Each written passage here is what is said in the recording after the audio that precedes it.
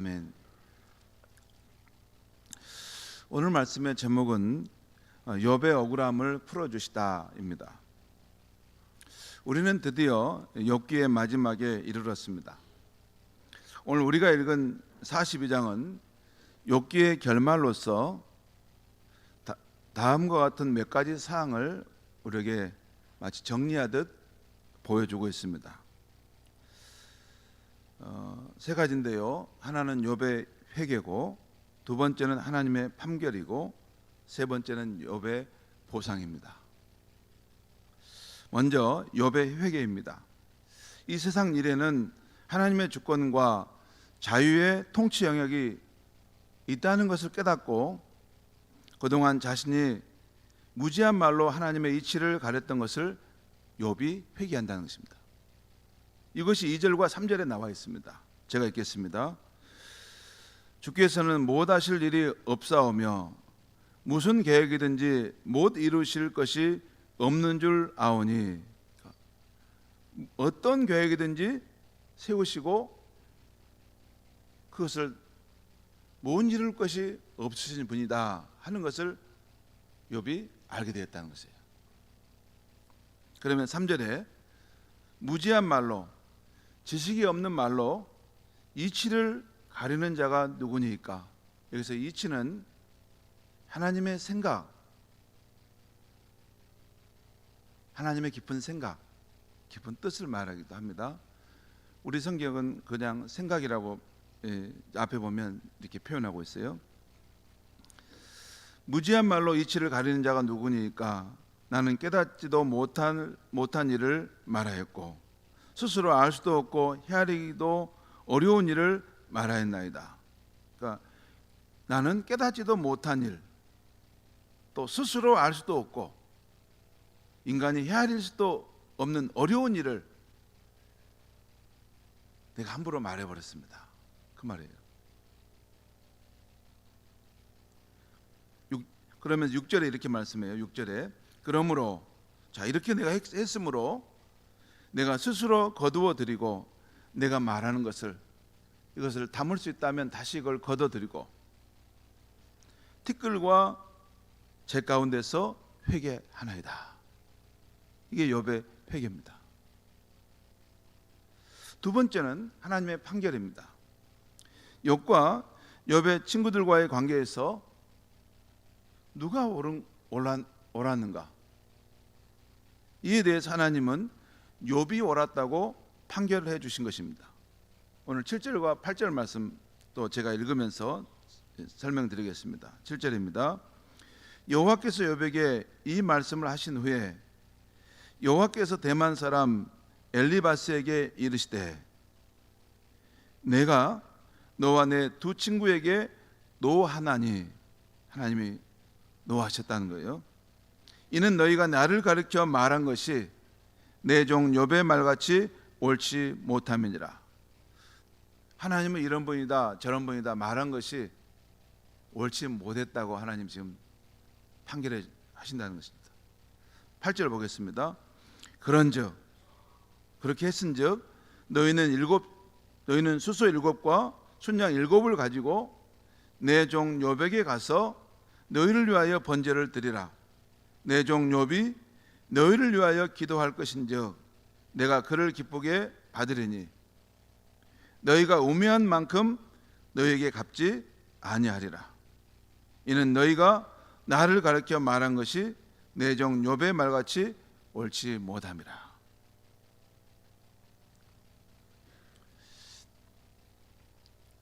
하나님의 세상 통치를, 하나님의 세상을 통치하시는 이 방식이 있죠. 이 하나님의 세상 통치를 보응의 원리라는 틀 하나만 가지고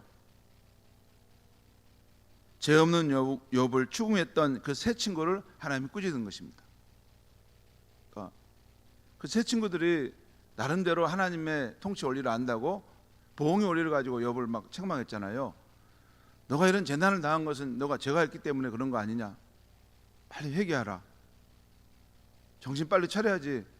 이런 재난을 당했는데도 않으면 더 험한 재난을 당하면 어떻겠어? 이렇게 말했다는 거죠.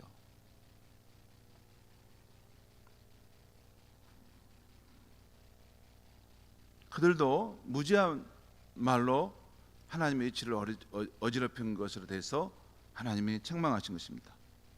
그리고 이 욥이 죄가 있었느냐 하는 문제에 있어서는 하나님은 욥이 죄가 없다고 판결해 주신 것입니다. 그러니까 뭐 예수님처럼 죄가 없다는 것은 아니죠. 욥도 인간이기 때문에 죄가 있을 수 있지만 욥이 그동안 큰 재난을 당했지 않습니까? 그 재난을 당할 만큼 욥이 지은 죄가 있는 게 아니라는 것입니다. 사실 그 우스 땅에 있는 그 어떤 사람보다도 욥은 하나님을 경외하고 의로운 사람이었다라고 하나님이 인정해 주신 것입니다. 그래서 욥의 친구들의 회개와 욥의 회개는 다릅니다. 욥의 친구들은 하나님의 일하심에 대해서 잘못 말한 것과 동시에 죄 없는 욥을 정죄하고 비판한 것입니다. 그러나 욥은 하나님의 일하심을 자신의 좁은 이해의 틀로 이 광활하신 하나님의 세계를 자기의 좁은 시야의 관점으로 판단하고 말했다는 것입니다. 그러니까 욥에 대해서는 하나님이 인격적인 그런 책망을 하시죠.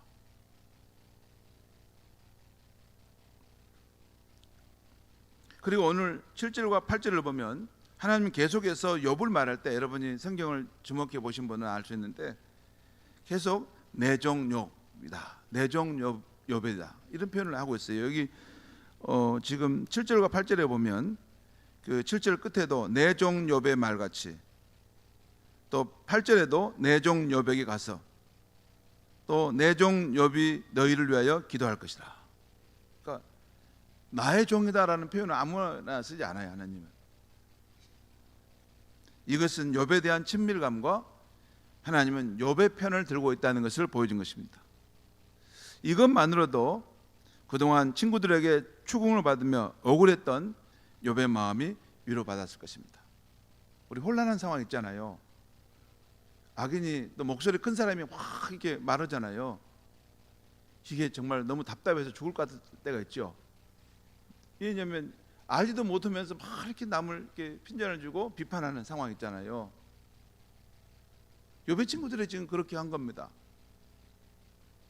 근데 마지막 판결에서 하나님께서 욥의 손을 들어준 거예요. 너희가 왜 죄 없는 욥을 이렇게 함부로 말했느냐? 내 종 욥은 너희보다 훨씬 낫고 의로운 사람이다. 지금 욥의 편을 들어준 겁니다. 여러분, 우리 인생을 살 때 그 억울한 일을 당하면 그럴 때 정말 하나님이 우리를 이렇게 편들어 주신다면 얼마나 힘이 되고 위로가 되겠습니까? 지금 그런 경우입니다. 세 번째, 욥의 보상입니다. 친구들 앞에서 억울했던 자신이 옳았다고 판단해 주신 것만도 욥에게 귀한 보상이 되었을 것인데요. 그런데 그 외에도 하나님에 대한 신뢰를 끝까지 지켜냈던 욥에게 하나님께서 귀한 보상을 해주십니다.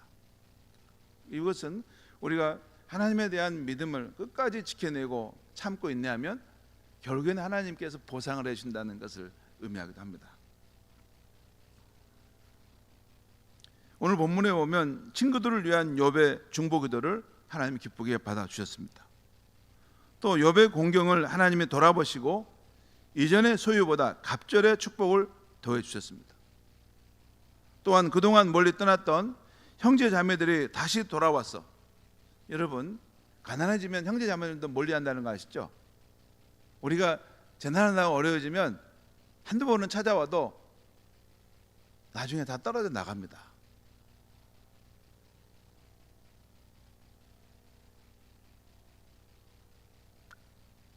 그런데 그동안 이렇게 떠나갔던 형제 자매들이 다시 돌아와서 욥이 겪은 슬픔을 위로해주고 욥은 사회적인 신망을 다시 되찾게 된 것입니다. 그리고 다시 욥에게 아들 7과 딸 3을 얻게 하는 축복을 주셨던 것입니다. 이 욥이 새로 아들 7과 딸 3을 얻은 것은 누구로부터 얻었을까요? 처음에 그 저기 함께 살았던 그 부인으로부터 얻었을까요? 그렇진 않았을 겁니다. 그 부인은 욥이 가장 힘들고 어려울 때 욕하고 떠났지 않습니까? 이 사람 그 알량한 그 믿음 그만 버리고 하나님 욕하고 죽으시오, 그렇게 말하고 욥을 비난하고 떠난 여인입니다. 돌아올 수 있었겠습니까? 아무튼 욥은 또 귀한 여인을 만나서 이렇게 아들 7과 딸 3을 얻은 축복을 받은 것입니다. 그리고 욥은 그 이후 140년을 더 살면서 아들과 손자 4대를 보는 축복을 누리게 되었습니다. 이것이 오늘 12절에서 17절까지 나오는데 제가 한번 읽어드리겠습니다. 12절부터 17절 말씀 여러분 한번 음미하면서 들어보시기 바랍니다. 12절 말씀 제가 읽습니다. 여호와께서 욥의 말년에 욥에게 처음보다 더 복을 주시니 그가 양 14,000과 락타 6,000과 소 1,000결이와 암나귀 1,000을 두었고, 거의 2배입니다. 또 아들 7과 딸 3을 두었으며 그가 첫째 딸은 여미마라 이름하였고 둘째 딸은 그시아라 이름하였고 셋째 딸은 게렌 합북이라 이름하였으니 15절입니다. 모든 땅에서 욥의 딸들처럼 아리따운 여자가 없었더라. 그들의 아버지가 그들에게 그들의 오라비들처럼 기업을 주었더라. 그 후에 욥이 140년을 살며 아들과 손자 4대를 보았고 욥이 늙어 나이가 차서 죽었더라. 아들과 손자 4대면 어디까지? 고조 할아버지까지 갑니까? 아무튼 이렇게 장수하며 살았다는 것이죠. 여러분, 여기 욥이 140년을 더 살고 나이가 차서 죽었다는 말을 들었을 때 그렇게 오래 사는 것이 무슨 즐거움이 있을까 하는 분들도 있을 것입니다. 옛날과 달리 지금 100세 시대가 돼가지고 오래 살기만 하면 뭐해? 그게 무슨 즐거움이 돼? 아마 이렇게 생각하시는 분이 있을 것 같아서 제가 잠깐 말씀드리는데, 만약에 재산이 없다거나 건강하지 못하거나 자손이 없다면 그 말이 맞을 것입니다. 근데 재산도 풍족하고 건강하기도 하고 자손도 이렇게 번성해서 간다. 그러면 또 상황이 다를 수가 있죠.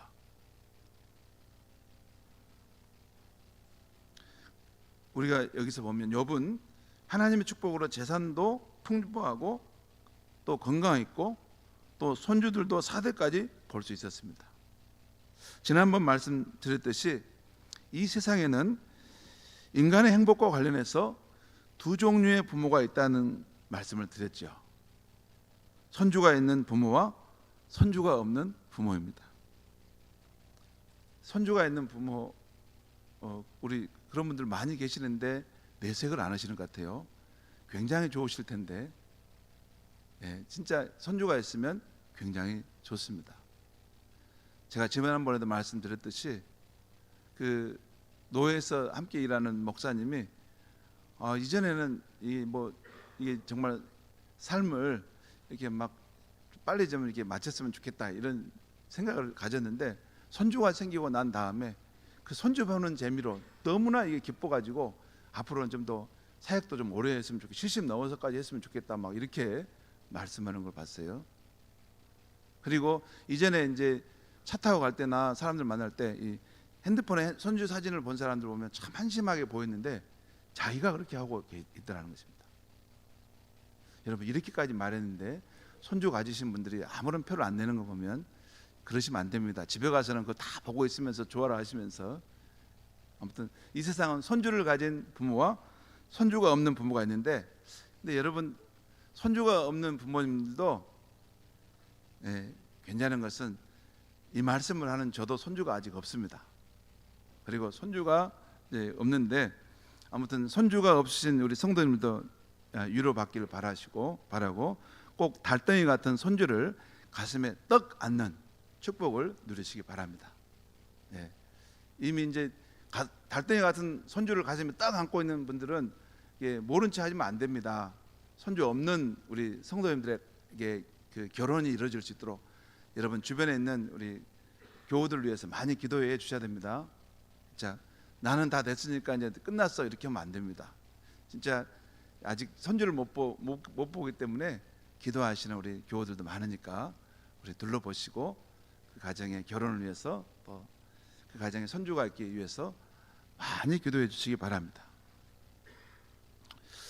이제 욥기의 결론에 왔으니까 욥의 말씀 전체를 통해 우리가 꼭 염두에 둬야 세 가지를 말씀드리려 합니다. 여러분 요 세 가지는 마음에 꼭 새기시면 좋겠어요. 하나는 욥이 다 할 수 없는 세상의 이치가 있다는 것입니다. 욥은 그동안 우주와 인생의 일을 모두 알지 못하면서 지식 없는 말로 하나님의 이치를 어둡게 했습니다. 이것을 회개한 것입니다. 욥기에 나오는 이치란 말은 히브리어, 이게 중요한 말입니다. 히브리어 애차라는 말을 이것을 우리말로 번역한 것을 이치라고 번역했어요. 이치. 그런데 이 애차는 우주와 인생에 대한 하나님의 높은 지혜와 뜻을 말합니다. 이 무지한 말로 이 이치를 어둡게 하는 너가 누구냐 할 때 이 이치는 하나님의 이치를 말하는데 우주와 인생의 일에 대한 하나님의 높은 지혜와 뜻 또는 경륜, 하나님 깊은 생각 이런 것을 예차라고 말합니다. 여러분, 하나님이 창조하신 이 우주와 인생의 일은 아무렇게나 무질서하게 작용하는 것이 아닙니다. 조금만 지혜로운 사람은 금방 판별할 수 있는데 하나님의 창조 때 정해 놓으신 이치가 이 만물에 있어요. 그 이치, 우주 만물과 인생에 대한 하나님이 정하신 그 이치가 있는데 세 가지 정도입니다. 세 가지 정도는 꼭 기억하시면 좋겠어요. 첫째는 우주와 자연에 정하신 하나님의 이치, 원리가 있습니다. 여기에는 여러 가지 자연 법칙들이 있죠.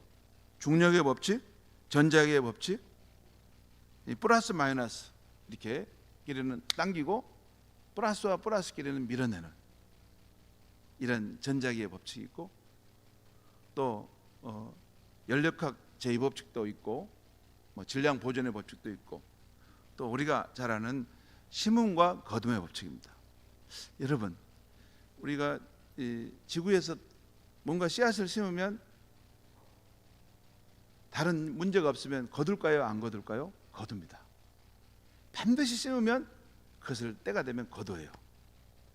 근데 여러분, 지구 말고 다른 이 행성에 이런 땅이 있는데 다른 곳에 있다면, 그런 곳이 있다면 만약 어떤 조건이 맞다면 씨앗을 거기다 뿌리면 싹이 날까요? 안 날까요? 안 나요? 납니다.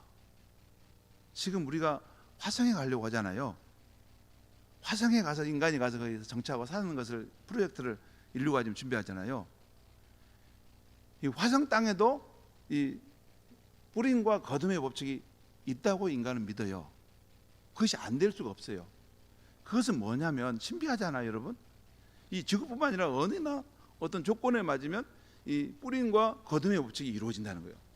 이것을 누가 이것을 만들어 놨는 거, 이것이 어떻게 있게 됐냐? 너무 신기하지 않습니까? 이것이 우주 만물 가운데 하나님이 정해 놓으신 이치라는 거예요. 법칙이 있어요. 이 법칙을 어기면 사람이 위험해집니다. 굶어 죽어요. 그리고 중력의 법칙을 모르면은 이 로켓을 쏴도 달나라에 제대로 가지 못하고 우주에 고하로 가버립니다. 딱 중력의 법칙을 이렇게 달이 지구보다 6분의 1이 밖에 안 되는데 여기 둘 사이에 이렇게 끌어당기는 힘의 비율을 딱 계산해 가지고 이렇게 돌아갈 때 여기서 쏘면 어느 시점에 딱 안착하겠다. 이렇게 계산해서 쏘니까 이게 들어갑니다. 이 우주와 이 세상은 그냥 돼 있는 것이 아니고 하나님의 정하신 이치와 원리를 따라 움직인다는 거예요. 두 번째 원리는 인간 사회에 정하신 하나님의 이치와 원리입니다. 여기에는 대표적으로 보응의 원리입니다. 곧 인간이 죄를 짓거나 악한 일을 하면 죄와 악의 심판을 받고 반대로 의롭게 살고 선한 일을 하면 의와 선의 열매를 맺는다는 것입니다. 오늘 이 욥의 상황에 이 부분이 많이 흔들리는 면도 있는데 아닙니다. 이 원리도 이 세상 역사가 끝나고 하나님의 최후의 심판이 있을 때까지 작동할 것입니다. 이게 또 하나님의 세상 통치의 중요한 원리예요. 보응의 원리. 사람이 악을 행하면 거기에 대한 심판을 받게 되고 하나님을 믿고 선을 행할 때 거기에 대한 보상을 받게 된다는 것입니다.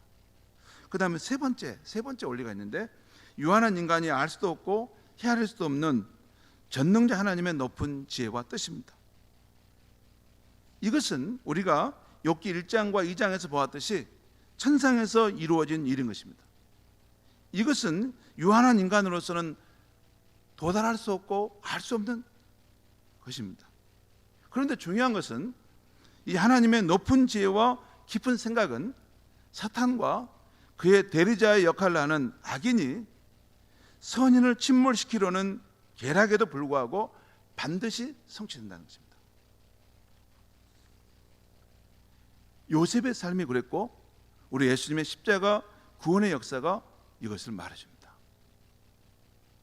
이 사탄과 그 악인들이 이 선인의 삶을 무너뜨리려고 그 침몰시키려고 계략을 꾸립니다 하더라도 하나님의 세우신 높으신 뜻과 계획은 반드시 이루어진다는 것입니다. 그렇기 때문에 우리는 우리 생각의 이유를 알 수 없는 시련과 고난을 당한다고 해서 쉽게 하나님의 세상 통치를 부정하거나 믿음을 버리는 실수를 범해서는 안 됩니다. 내 생각에 이유가 없지 하나님의 생각 속에는 다 이유와 목적이 있는 것입니다.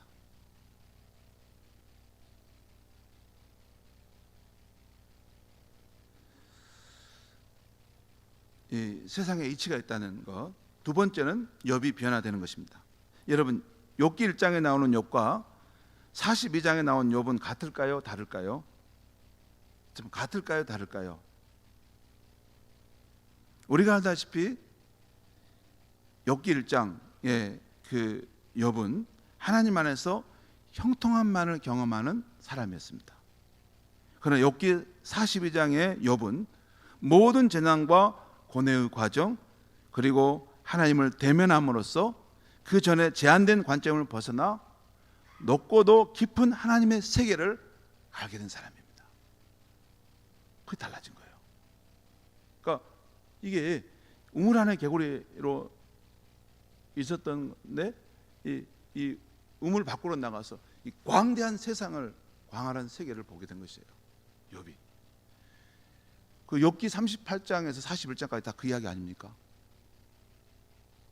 욥이 그 편파적이고 그 유한한 인간이 다 헤아릴 수 없는 광활한 우주와 인생에 대한 이야기를 하나님이 해내지 않습니까? 네가 이것을 다 아느냐? 그리고 네가 안다 하더라도 이걸 가지고 네가 행할 수 있는 능력이 있느냐? 너는 누구냐? 네가 하나님이냐? 하나님이 유한한 욥에게 물으시지 않습니까? 아무튼 이 과정을 통해서 어떤 욥으로 변화되었습니까? 제가 보건대 내 인생의 참 주인은 하나님이시다는 것을 확실히 고백하게 된 것입니다. 주신 자도 여호와요 거두신 자도 여호와시니 여호와의 이름이 찬양을 받을 것입니다. 두 번째는 내 인생에는 내가 다 할 수 없지만 하나님의 높은 뜻이 성취되어 가는 과정이라는 것입니다. 이 과정은 사람마다 각기 다른 상황 속에서 이루어지죠. 욥의 상황, 요셉의 상황, 모세의 상황, 이방 여인 룻의 상황이 다 다릅니다. 각자 다르지만 하나님의 높고 깊은 뜻이 그의 인생 가운데 이루어져 가는 시간 속에 있다는 것입니다. 그리고 이 과정에서 우리는 하나님이 이끄시는 여러 가지 일들, 만남, 또 고난을 겪게 된다는 것입니다. 그리고 이때 겪는 고난은 자신의 고정관념을 깨트리는 것입니다. 나의 좁은 세계관을 깨트리는 것입니다. 내가 알고 있는 하나님에 대한 이해를 깨트리는 것입니다. 근데 여러분 보면 계속 그 내가 알고 있는 하나님의 이해만을 붙들고 변함없이 줄기차게 가시는 분이 있어요. 근데 그러면 신앙이 성장 않습니다. 왜냐하면 하나님에 대한 이해가 달라져야지 우리의 인생이 달라지고 새로운 세상이 열립니다. 아무튼 이런 고난을 통해 그의 고정관념을 깨뜨리시고 우리의 인생의 참 주인이 누구인지를 하나님 분명하게 확인시키십니다. 그리고 내 인생은 그분의 뜻을 성취해가는 과정임을 깨닫게 해주십니다. 이것이 욥의 인생 가운데 하나님이 행하신 일입니다. 특별히 고난이 오면서 그가 가진 좁은 세계관이 깨트려지고 하나님의 광활한 세계의 눈이 열리게 된 것입니다. 그래서 고난이 꼭 나쁜 것만은 아닙니다. 여러분, 고난이 없으면 인생이 성숙하지 않습니다. 여러분 주변에 보세요. 고난을 많이 겪은 사람일수록 생각이 깊어집니다. 사람이 유연합니다.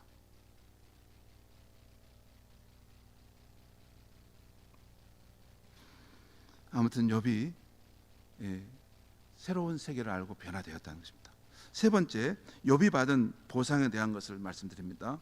욥기 결말을 보니 욥은 회복된 후에 다시 7 아들과 3 딸을 얻었죠. 자, 여러분, 이 보상을 받긴 받았는데 괜찮을까요? 지난날 욥이 알 수 없는 재난을 당해 한날에 그의 자녀들을 모두 잃은 아픔이 위로를 받을 수 있을까요?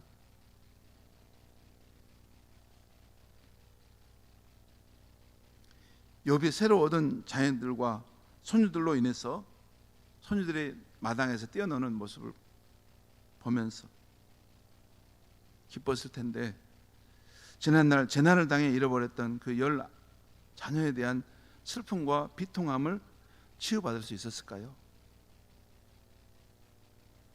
물론 지나간 일은 지나간 대로 현실을 받아들이는 믿음도 우리가 배워야 합니다. 그래야 삽니다. 그러나 욥의 마음에는 아련한 슬픔이 있었을 것입니다. 그 자식들은 알지 못하는 그 아버지의 마음속에 있는 그 먼저 죽은 자식에 대한 슬픔이 있었을 것입니다. 저는 이 부분에서도 우리 성도들을 생각해 봤습니다. 감당할 수 없는 인생의 재난을 당해 아련한 슬픔으로 살아가시는 성도들 말입니다. 여러분, 예수 믿으니 다 위로를 받으셨습니까? 다 치유가 되셨습니까? 그렇지 않습니다. 삶을 진실하게 맞이할 수 있어야 됩니다. 다 치료 안 됩니다. 그러기에 우리 모두는 욥과 함께 만물을 새롭게 하시는 하나님의 최후의 위로의 날을 기다리고 있는 것입니다. 우리가 마지막으로 요한계시록 21장, 하나님의 최후의 위로의 날, 우리의 그 마음의 그 탄식을 다시 갚아주는 그날, 요한계시록 21장 말씀 한번 보겠습니다. 요한계시록 21장 말씀을 이제 읽고 마치면 좋겠습니다. 요한계시록 21장, 요한계시록 21장 3절에서 7절까지 말씀인데요, 제가 가만히 읽어드리겠습니다. 여러분 한번 욥의 그 고난과 슬픔을 생각하면서 한번 들어보시면 좋겠습니다. 요한계시록 21장 3절에서 7절만 제가 읽겠습니다. 내가 들으니 보좌에서 큰 음성이 나서 이르되 보라, 하나님의 장막이 사람들과 함께 있음에 하나님이 그들과 함께 계시리니 그들은 하나님의 백성이 되고 하나님은 친히 그들과 함께 계셔서 모든 눈물을 그 눈에서 닦아주시니 다시는 사망이 없고 애통하는 것이나 고가는 것이나 아픈 것이 다시 있지 아니하리니 처음 것들이 다 지나갔음이로라. 보좌에 앉으시니가 이르시되 보라, 내가 만물을 새롭게 하노라 하시고 또 이르시되 이 말은 신실하고 참되니 기록하라 하시고 또 내게 말씀하시되 이루었도다. 나는 알파와 오메가요 처음과 마지막이라. 내가 생명수 샘물을 목마른 자에게 값없이 주리니 이기는 자는 이것들을 상속으로 받으리라. 나는 그의 하나님이 되고 그는 내 아들이 되리라. 이기는 자는 고난을 이겨내는 자는 하나님께서 그 귀한 보상을 주시고, 하나님이 나는 그야 하나님이 되고 너는 내 자녀가 될 것이다 하면서 영원한 천국에서 함께 사는 삶을 산다는 것입니다. 성도 여러분, 이렇게 건변 사순절 특별 새벽 기도의 욥기 강의를 마치겠습니다. 그동안 욥기 말씀 안에 담긴 진리의 광맥을 빛으로 밝혀주시고 말씀의 길을 인도해 주신 성령 하나님, 우리 주 예수님, 또 성부 하나님께 감사와 찬양을 드립니다. 그리고 여기까지 함께 동행해 주신 여러분 모두에게도 감사합니다. 우리 성도님들에게도 욥의 순도 높은 믿음이 생겨나기를 바랍니다. 하나님께서 신뢰의 뜻으로 내 종 욥을 봐라 하셨던 것처럼 우리 성도님들도 하나님이 인정하시고 자신 있어 하시는 그러한 금보다 귀한 성도님들이 다 되시기를 주의 이름으로 축원합니다. 기도하겠습니다. 하나님 아버지, 감사합니다.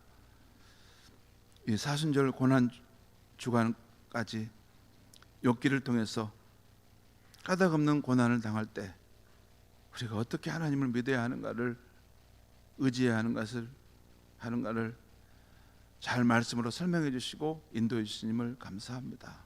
사랑하는 성도님들, 특별히 까닭없는 고난으로 인해서 아직도 아련한 슬픔을 안고 살아가는 사람들, 성령께서 꼭 위로해 주시고 최후의 하나님의 그 위로의 날을 바라보면서 믿음으로 잘 이겨낼 수 있게 하여 주시옵소서.